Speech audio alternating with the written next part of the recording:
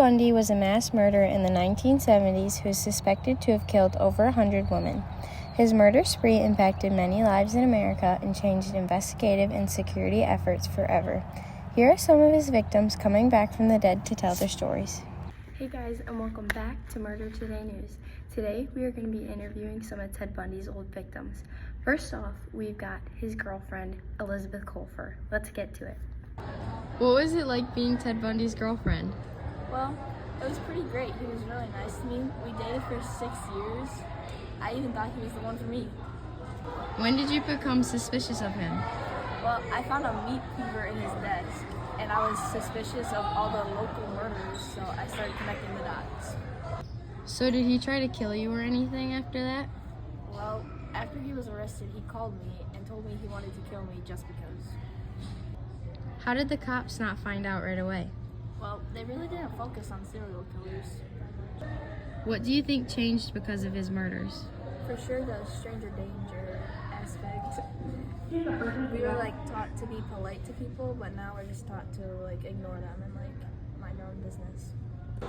Lisa, tell me about your experience with Ted Bundy. One night, me and my friend were hanging out at our sorority house, and he broke in and bit me and killed my friend. The only reason he got caught was because of the bite marks on my arm. What impact did he have on society? Everybody in our sorority went crime crazy, and then deadbolts were invented, so we had them on every door, and our sorority was on lockdown. So Carol, how did Ted Bundy impact your life? Ted kidnapped me when I was 15, and I was one of the only people that ever escaped. How did he kidnap you?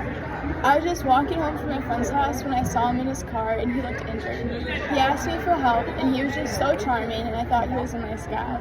What kind of things were in his car? A crowbar, a mask, rope, and handcuffs. Why don't you think he was caught so quickly? Because the cops didn't pay attention to that kind of stuff. No one really did. Stranger danger was not a thing. Also, hitchhiking was very normal and popular, so it wasn't strange to get in someone's car. That is definitely not allowed today, and for good reason. Today we have Ted Bundy's mother here, Eleanor Louise. Eleanor, what was Ted like as a kid? I gave birth to Ted at a really young age, so my parents actually took him in. So he had a pretty normal childhood. He was a little weird though. He tried to drown kids and kill mice, but the mice didn't do nothing. But when I found out he was a murderer, I was in complete disbelief.